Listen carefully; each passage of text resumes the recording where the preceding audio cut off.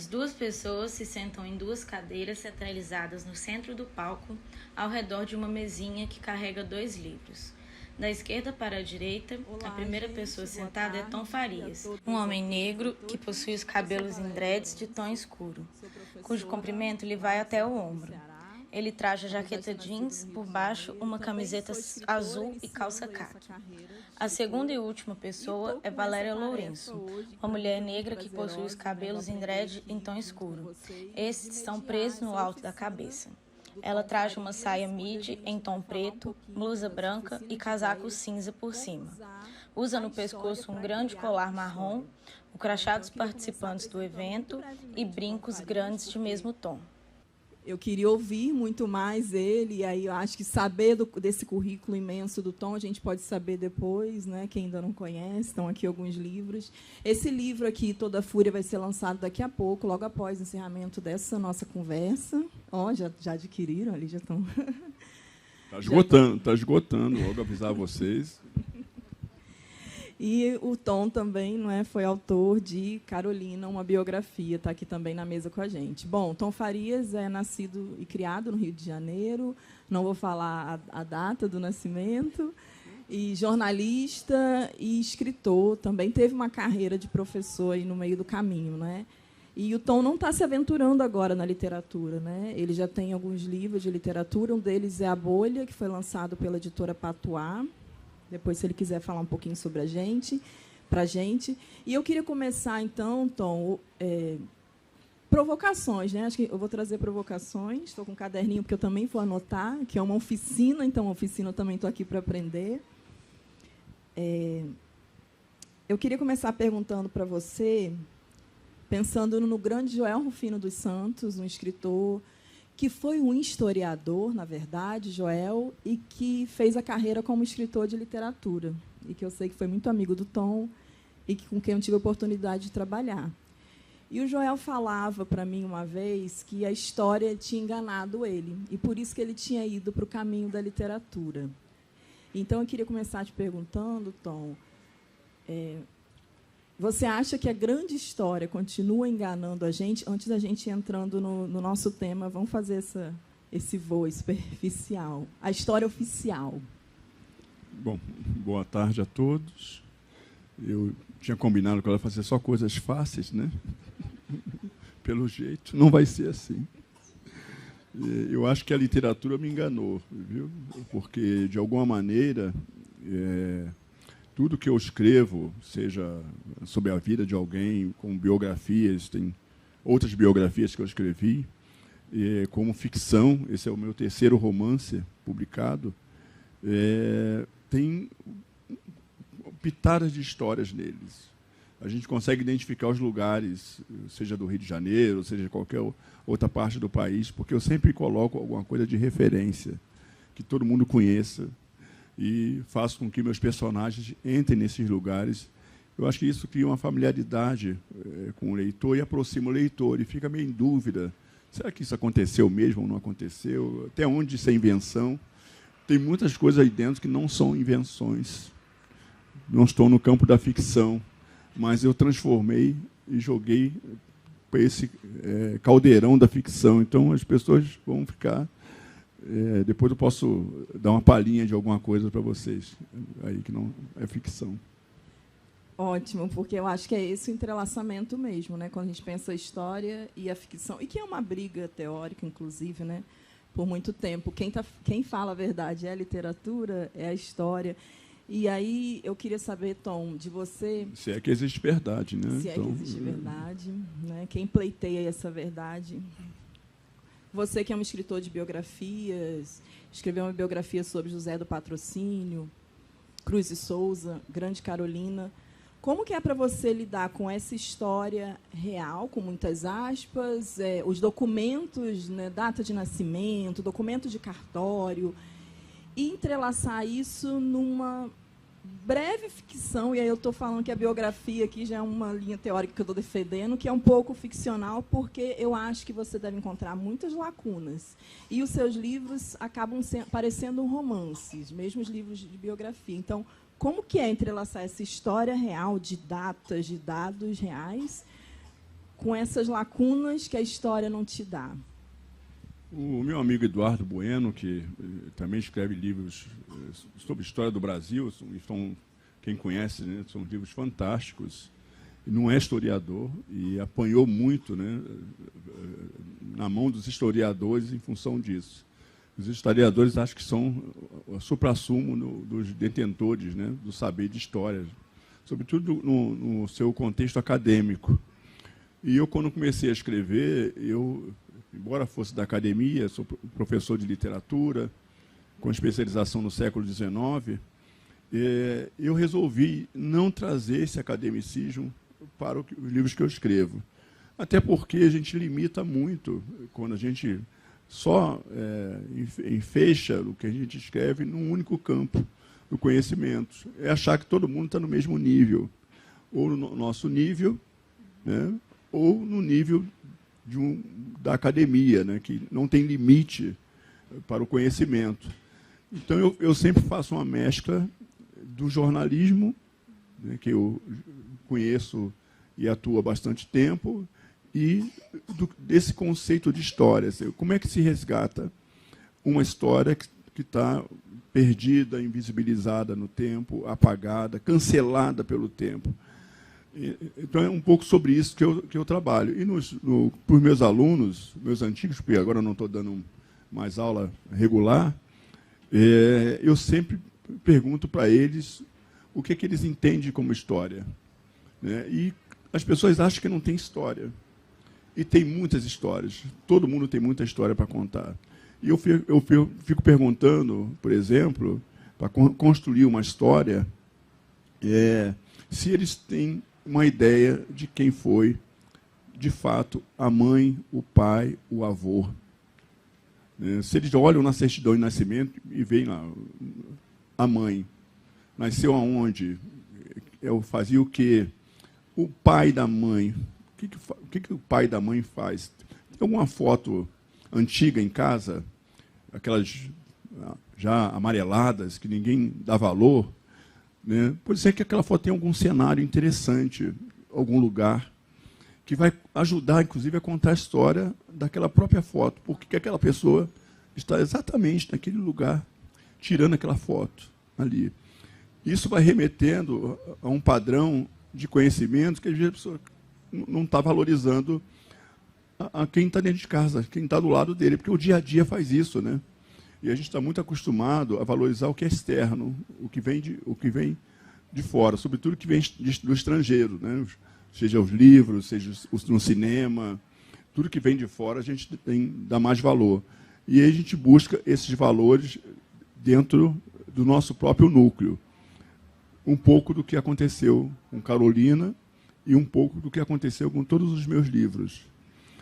A segunda coisa é o padrão de investigação que geralmente eu empreendo nos meus livros. Eu uso muito o lado jornalista, de investigador, o que eu fui, jornalista investigador, e eu vou exatamente na cena onde essa pessoa se desenvolveu. Então, a Carolina, eu fui a 6 estados, porque, como ela nasceu aqui em Minas, do lado, aqui em Sacramento, eu fui várias vezes a Sacramento, conheci a cidade, o ambiente, o lugar que ela viveu, tentar encontrar pessoas, descendentes das pessoas que viveram na época da Carolina, ler todos os documentos que ela produziu, porque há um material nesse documento que não está dito diretamente, há uma entrelinha nesse documento, um sentimento, um suor e uma lágrima nesses documentos que a gente pode tirar deles, né? Entrevistar os filhos da Carolina, eu tive a felicidade de entrevistar 2 dos filhos da Carolina, dos 3 filhos vivos que ela teve, que foi o João José, que faleceu em 2016, e a Vera Eunice, que ainda está viva, mora em São Paulo. Fontes primárias e secundárias, ou seja, certidão de nascimento, certidão de casamento, batismo, óbitos, né? Documentos que perpassam pela vida, no caso da Carolina, assinatura de contrato de livros. O que eu estou dizendo para vocês? Que para escrever uma história, eu preciso ter a história. comigo. E esta é a minha versão da história. Quem for escrever também sobre a Carolina vai dar a sua versão. Os documentários são a versão de quem documenta. Né? Então, assim, é o nosso olhar sobre aquele documentário, sobre aquela pessoa. Não, documentário são fatos reais, né, baseados, mas ainda está fechado dentro do nosso olhar. A maneira que nós conduzimos é a maneira que nós queremos conduzir aquela história. Por isso que a história tem esses vieses todos, né? Cada um vende o seu peixe do jeito que acha que tem que vender. Esse é um dos primeiros passos que eu faço para poder criar um personagem, né? Retratar um personagem, ou seja, identificar esse personagem de alguma maneira com alguém que vive hoje ou que viveu a época dele. Obrigada, Tom. E você falando agora, me veio à memória Cruz e Souza e Carolina, então, escritores de literatura, principalmente, que eu estou falando aqui, com quem você trabalhou. Interessante que você usa personagens, né, também, quando você vai se referir a eles. Eu queria que você falasse um pouquinho para a gente como, então, você viu nessas obras, né, que você mergulhou a fundo na vida e na obra do Cruz e Souza, da Carolina Maria de Jesus. Como você percebia que a história estava ali na literatura do Cruz e Souza e da Carolina Maria de Jesus? Assim, todo mundo deixa indícios do que escreve. De alguma maneira, você coloca, seja na obra de ficção, seja na obra, na poesia, no conto, no ensaio, há alguma coisa de você nesse escrito, nessa literatura. E o Cruz viveu na época da escravidão. Ele nasceu em 1861, numa cidade chamada Nossa Senhora do Desterro, e morreu em Minas em 19 de março de 1898. Morreu de tuberculose, aos 36 anos de idade. Mas quando a gente lê a obra do Cruz de Souza, a gente vê todo um engajamento, toda uma revolta social muito forte. E aí você vai ver a vida do Cruz de Souza, uma vida toda ela ofendida pelo racismo, ofendida pelo preconceito, ofendida pelas dificuldades por ser um homem negro, numa sociedade onde o homem negro apenas servia para a mão de obra escravizada. O Cruz de Souza falava 5 idiomas, teve uma formação regular, não tinha nem sotaque de catarinense, né? Andava francesa, com chapéu de coco, bengala, parecia um homem, segundo a época, um homem estrangeiro. Mas a obra dele denuncia exatamente a cor da sua pele. Não tem como ler o Cruz de Souza e não saber que é um poeta negro em si. Então, acho que isso deduz bastante. É um pouco da Carolina. Os escritos da Carolina sempre remetem ela para a condição social que ela viveu e, além de tudo, né, para a situação familiar, para as precariedades da vida, a questão da fome, a questão da favelização, a questão do gênero, essa violência contra a mulher. Isso é mais velho do que andar para frente. E não tem nenhum... eu não sou nem um pouco otimista achando que isso vai acabar tão cedo. É a mesma coisa com relação ao racismo. Então, eu vejo sempre na obra, nas entrelinhas dos escritos, alguma coisa nesse sentido. Não acho que está cheio de criadores aqui, Sérgio Abrantes, enfim. E eu penso que a gente sempre coloca alguma coisa ali que a gente... Eu estava, né, brincando com o Sérgio, acho que foi ontem, né, eu sempre tenho o meu caderninho de anotação, porque nada mais, não há nada, nenhum maior elemento de fornecimento de história do que as ruas, o metrô, o banco, o salão de beleza. Você vai fazer a unha, a pessoa conta uma história, nunca te viu na vida, mas conta uma história fantástica. Fatalmente, aquilo vai para algum tipo de que ela não sabe, mas vai. Muito bom, então. Eu queria fazer uma pergunta clichê agora, quanto escritora também, aprendiz de escritora, ainda estou caminhando, como eu disse lá no Essa começo. moça é muito modesta, tem 2 livros publicados, um romance, esperando onde está a nossa Rejane, não está aí, um grande romance esperando para ser publicado, viu? Muito bom. E você falou, eu não queria emendar a pergunta na sua fala, mas você já me deu gancho para isso, quando você falou dessas histórias que a gente ouve na escola, não foi agora, né? Que você vai descobrir a história da avó, a história da mãe. A gente aqui na FLI Araxá, esse ano, né, na 11ª edição, a gente está falando de patrimônio, que são patrimônios imateriais nossos, das nossas famílias, da nossa rua, do nosso bairro. E aí eu descubro, Tom, uma grande história no meu bairro, vou escavar, vou me tornar pesquisadora como você. Como eu transformo isso numa história? Assim, eu queria técnicas mesmo que o Tom Farias usa. Aí tem que ter Pix, né? Eu pensar num Pix bem grande. Bom,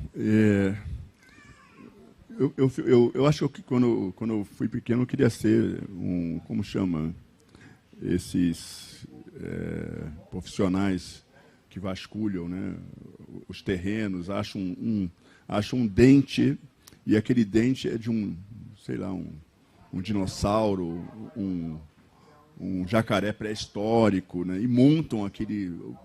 Só com o dente eles montam tudo, sabe o que comeu, o que não comeu, de que morreu, se namorou antes ou depois. Eu acho que jacaré namorou antes.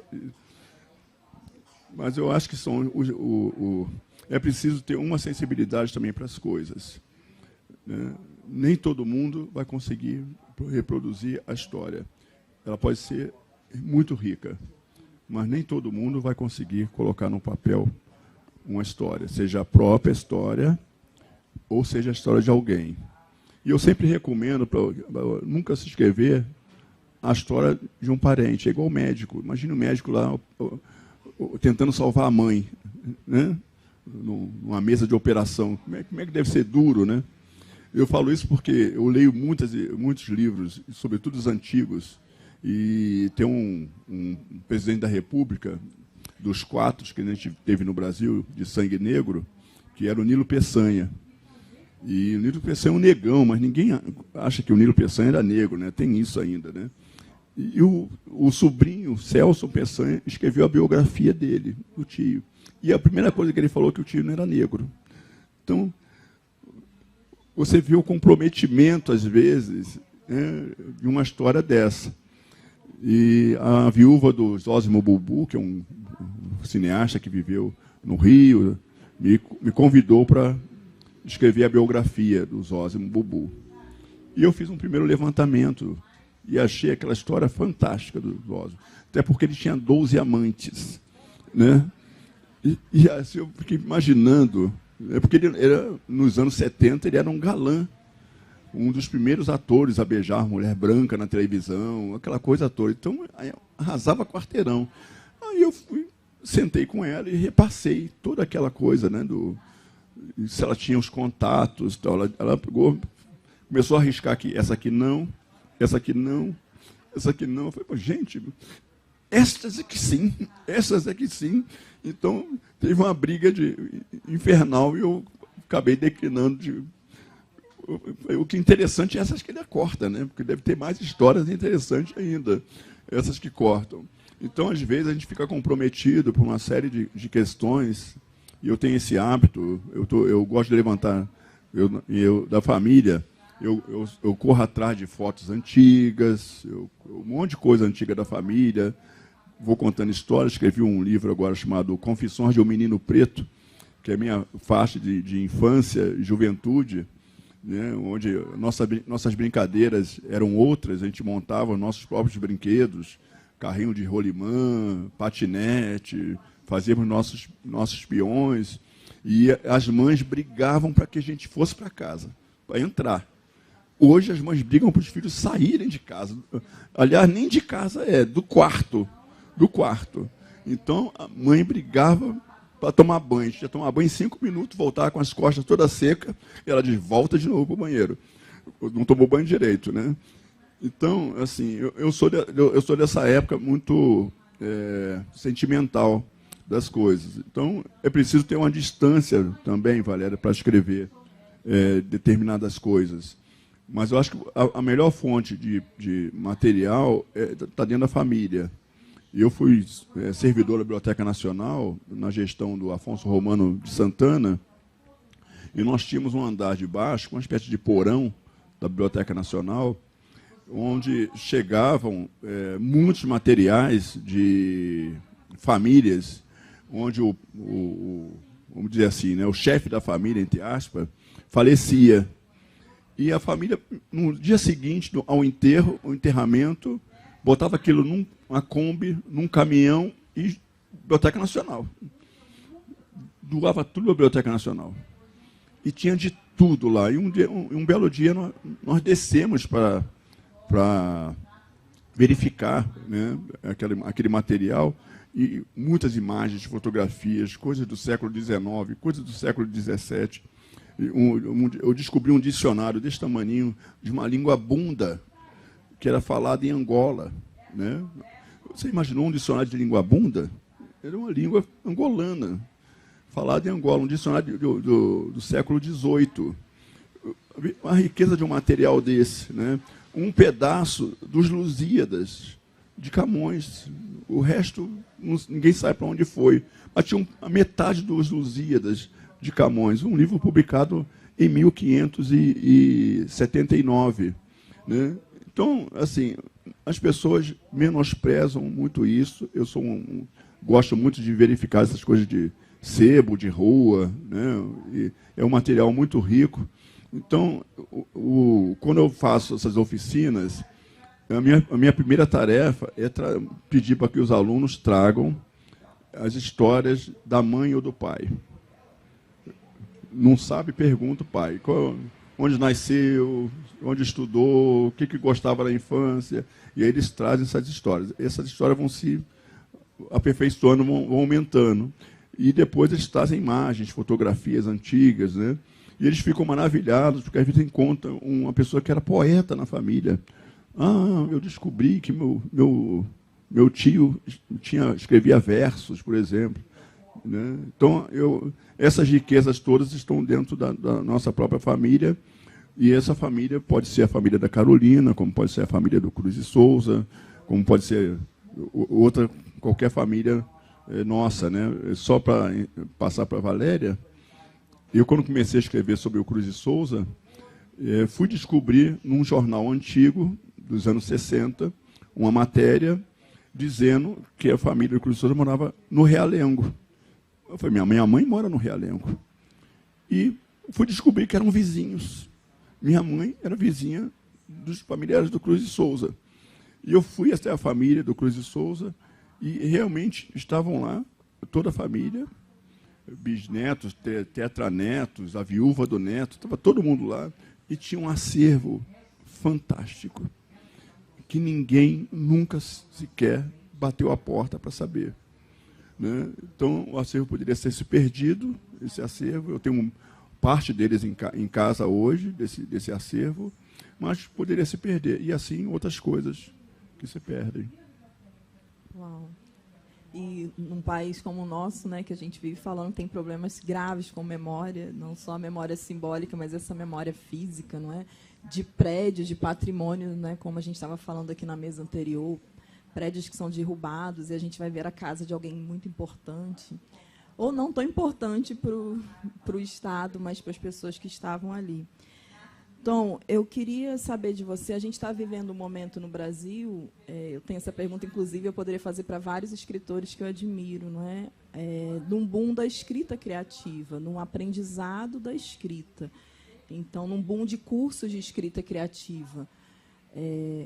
E aí você já começou até respondendo. Então, assim, nem todo mundo vai pegar essa história aí da mãe, do pai, do avô, da avó, da cidade, vai conseguir escrever, não é? Ou nem precisa também disso.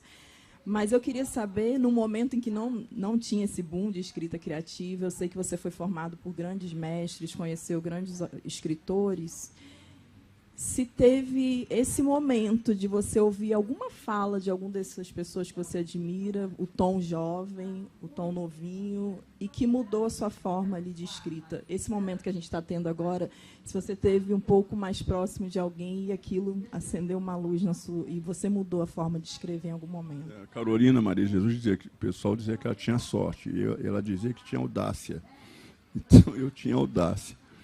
E por isso conheci muita gente, fui amigo de Drummond, um monte de pessoas assim na vida. Mas é importante dizer que a história sempre foi escrita pelos dominantes. Né? Há bem pouco tempo, nem os negros contavam sua própria história. A academia dizia exatamente como é que era, como é que deixava de ser.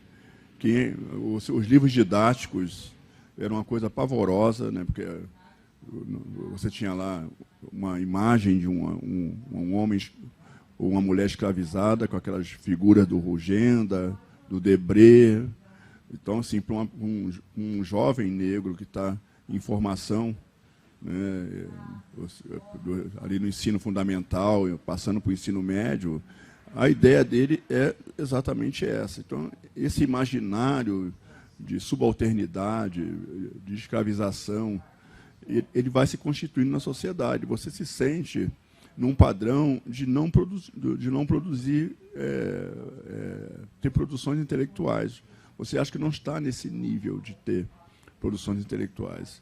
Mas esse paradigma tem sido quebrado exatamente por isso. Né? Quando a Carolina lançou o livro dela, no dia 19 de agosto de 1960, 2 dias antes ela estava catando papel. Aliás, ela foi de tarde para o lançamento, mas na parte da manhã ela tinha ido buscar a pensão da filha, a Vera Eunice, porque ela fez um acordo com o camarada, o pai da Vera.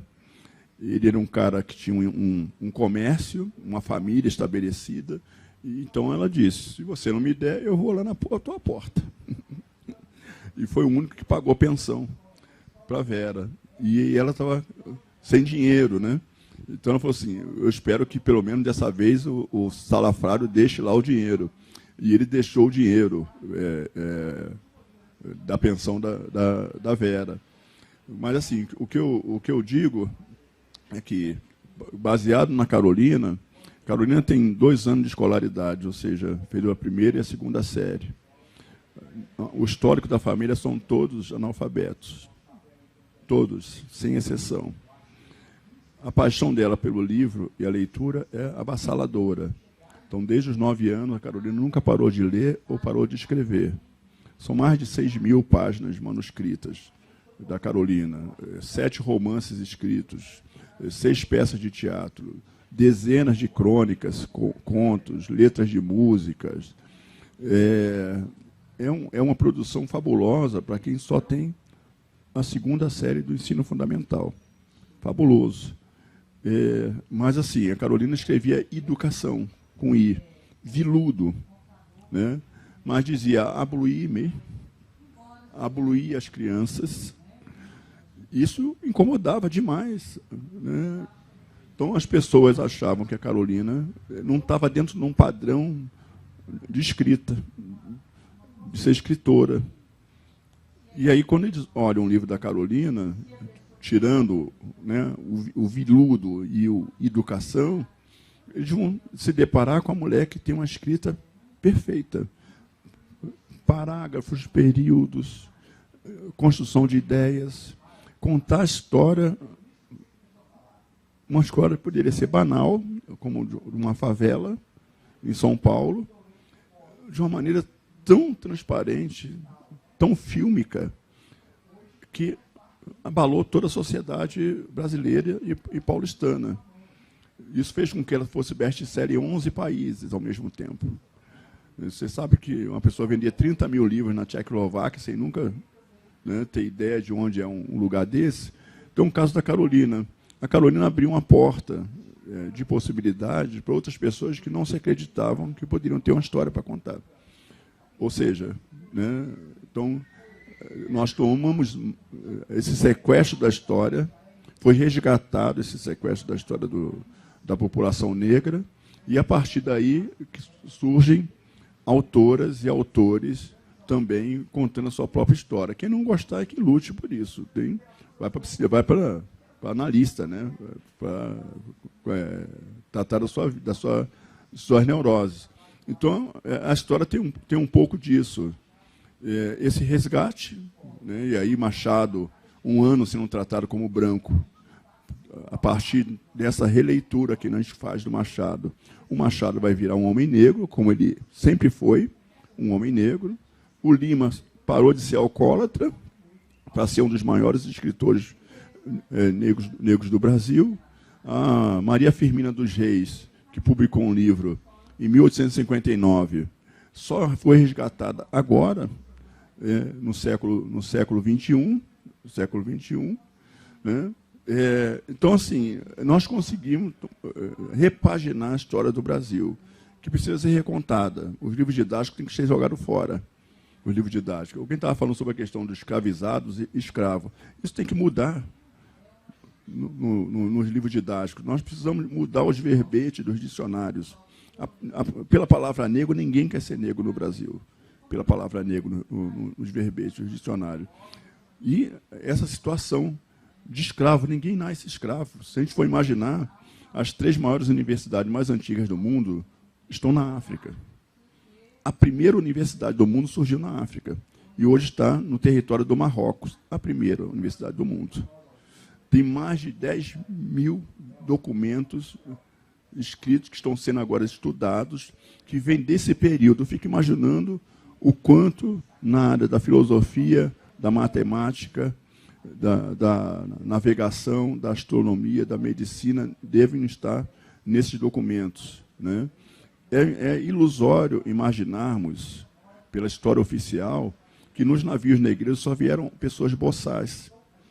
Porque a gente vai na África, como eu já fui, Valéria, ninguém vive no meio do mato com bicho. As pessoas acham que um homem negro na África vive no meio do mato e no meio do bicho. É mentira.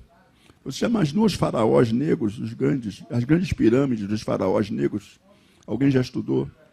Já viu essas pirâmides? Já estudou esse período da história da humanidade? Então, assim, nos navios negreiros vieram médicos, vieram arquitetos, vieram engenheiros, professores. Essas pessoas, filósofos, essas pessoas vieram também. Mas a desumanização faz com que a Carolina, antes de 60, só fosse vista como uma catadora de lixo na cidade de São Paulo. Descalça, maltrapilha, escaveirada por causa da fome. Depois dessa data, a Carolina virou uma outra pessoa que você jamais poderia identificar a história dela com a história anterior, porque ela começou a ter dignidade na vida. E a dignidade se dá através de oportunidade. Ninguém quer nada de graça. As pessoas querem ter as mesmas oportunidades. A sociedade brasileira, infelizmente, não dá as mesmas oportunidades para todo mundo. Eu digo sempre que o movimento negro no Brasil é muito pacífico, porque se não fosse pacífico, todo mundo já teria ido para a guilhotina igual no Haiti.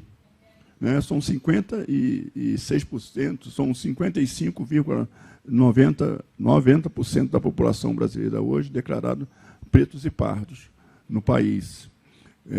Tem um camarada chamado Roquete Pinto, ele fez um gráfico em 1874 e ele atestava, por A mais B, de que em 2012 não teria mais negro no Brasil. 2012. Roquete Pinto deve estar se virando no túmulo, né? Porque, na verdade, quer dizer, daqui a 50 anos já vão estar em 70% da população negra. Provavelmente daqui a 100 anos ou menos, o Brasil vai ser um país completamente negro, com cerca de 300 milhões de pessoas ou mais. Então, quem não se acostumou até agora com a população negra, que mude para outro planeta, porque senão vai ser difícil.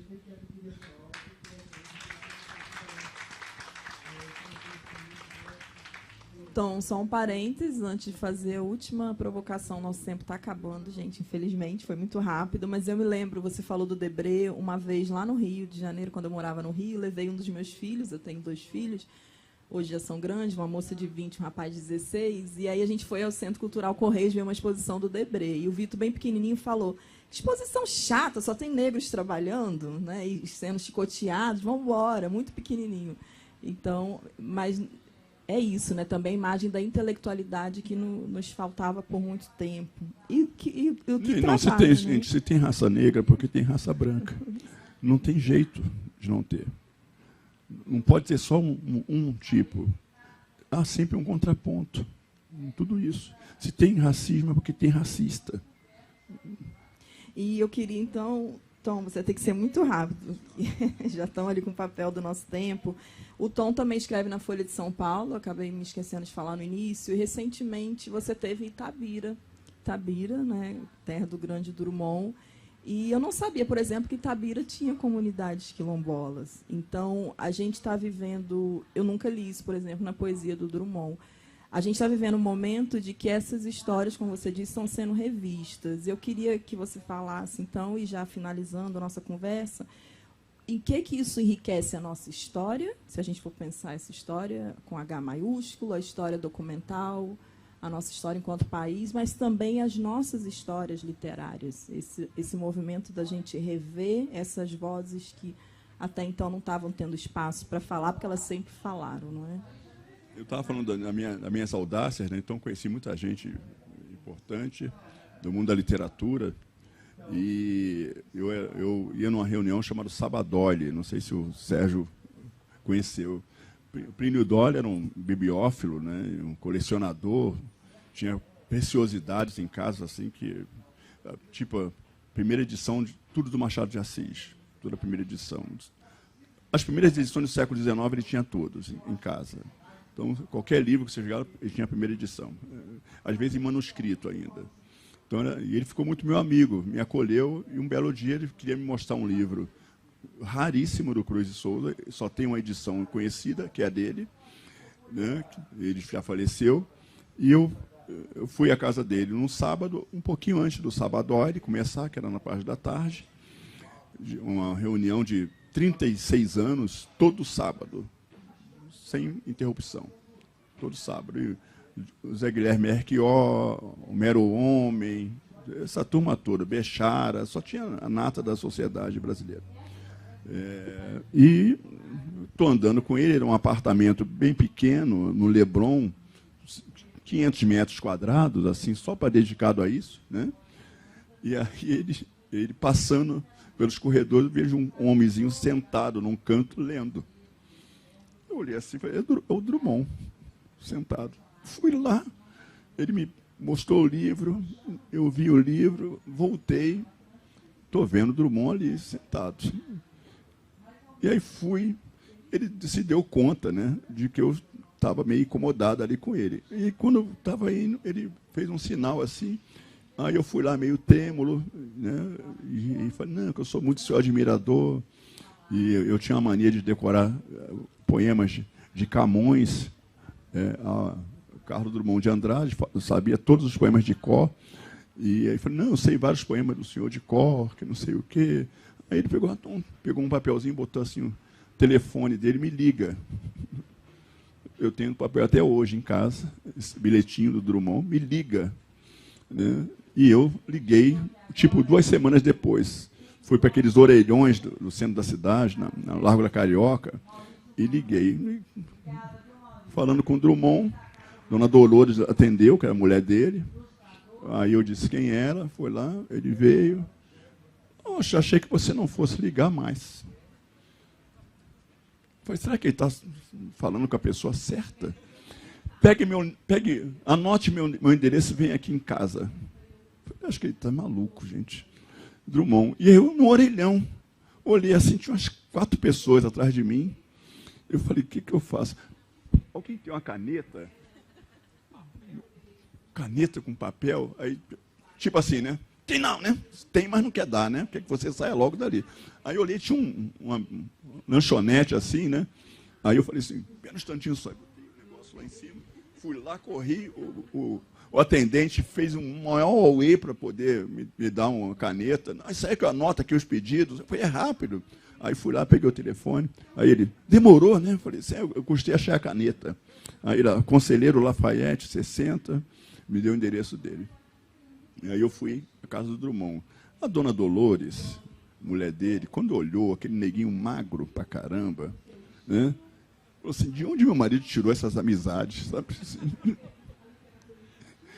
E ele era uma pessoa, sentava à mesa, ele tinha uma mesa enorme de madeira, assim, mesão, a sala, tirava, sentava ali, ele ficava falando, perguntando da minha vida, e eu ali, assim, depois começamos a escrever um para o outro, né? Então tenho várias cartas de Drummond em casa, e assim foram outras ousadias. Você perguntou?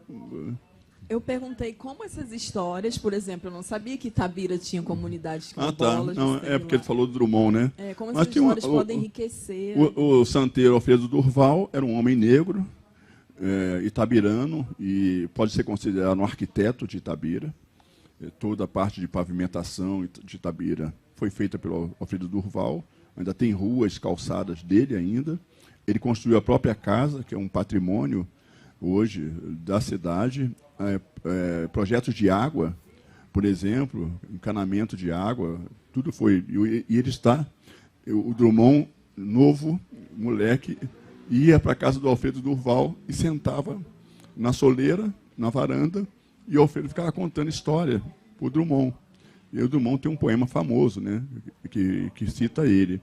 E a outra babá do Drummond, a ama de leite dele, era uma mulher também negra, também de Itabirana, né? O que é importante é que, como a história está muito enviesada, gente, Itabira tem 72% da população declarada negra em Itabira, né? Tem muitos quilombos em Itabira, por exemplo. Como a história está muito enviesada, isso não tem importância, digamos assim, socialmente ou sociologicamente falando, ou dentro da antropologia, ou dentro da... Não é considerado uma ciência estudar a questão da população negra. E é um absurdo, porque você vai nos Estados Unidos, todas as invenções que você possa imaginar na área de tecnologia foram feitas por um negro. Seja o micro-ondas, o computador, tudo isso saiu da mão de uma pessoa negra. Né? Então, isso é um dado. Né? No Brasil, no século XIX, de cada 10 médicos, 3 eram negros no Brasil. Cada 10 donos de grandes jornais, 3 desses jornais estavam na mão de negros. 5 desses jornais estavam na mão de negros. Falo grandes jornais, não estou falando... Então, assim, quando eu trago isso, eu geralmente uso a minha coluna, não só para falar de literatura, mas para falar de política também. Apanho muito na Folha, né? Por isso, as pessoas geralmente dizem, só fala sobre essa questão, é muito mimimi, que não sei o quê, vê racismo em tudo. Né? E uma das polêmicas foi a posse do coroamento do Charles III, e todo mundo contando a mesma história. Eu falei, não vou perder tempo, né? Então resolvi contar a história da passado negro da realeza britânica, né? Desde Charlotte, que tem essa série aí fantástica que vocês devem estar acompanhando, mas tudo aquilo foi verdade. E eu contei então esse lado que a realeza quer esconder tremendamente. E também foi outra polêmica. Continua inventando coisas, né? Enfim. Mas eu acho que isso tem uma importância fundamental, porque isso é como você religa a sociedade. Se a sociedade não, vamos dizer assim, se tocar, né, que a riqueza precisa ser partilhada por todos, então a cidade onde você tem 72% da população declaradamente negra, se você faz uma ação afirmativa, sei lá, cotas para serviço público, tem que ser 72%, não pode ser 20%. Não pode ser 20%. Se é a maioria, tem que ser 72%. E aí você vê uma incongruência muito grande. Essa população não tem nada, geralmente, de serviço público, não tem nenhum acesso à educação, à saúde, direito, e os outros 28% têm tudo. Então a riqueza está mal distribuída, para começar. você vai começar a desperdiçar recursos. Porque se você tem 28% recebendo 100%, os recursos estão sendo desperdiçados, né?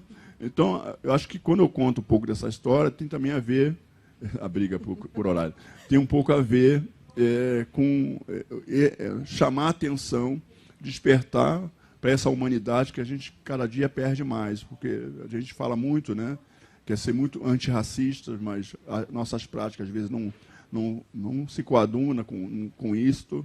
A gente não assina a carteira da pessoa que trabalha na nossa casa, porque é da família, né? Muito mal a gente sabe o nome da pessoa, né? A gente não se incomoda se nosso departamento de trabalho, as pessoas negras só estão limpando o chão, tirando o lixo, né? Então, a gente não se toca nisso, porque está normalizado. Eu tenho falado, eu viajo bastante, e às vezes eu entro num voo com 150 pessoas, eu sou o único negro.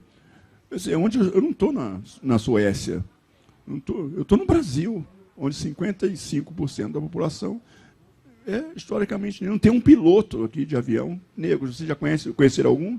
Muito mau serviço de bordo, né? Então, assim, o Brasil é um absurdo, né? É um país racista, fundado no racismo e fundado no privilégio branco. Continua mantendo esse privilégio e ninguém quer abrir mão dele. Por isso a importância de outras histórias, né? Gente, eu queria muito agradecer, então, vocês, todos. Já o Tom vai estar lá fora, então, autografando esse livro, Toda Fúria, e aí vocês podem conversar um pouco mais com ele. E a gente encerra por aqui. Muito obrigada, Tom. Obrigado a você.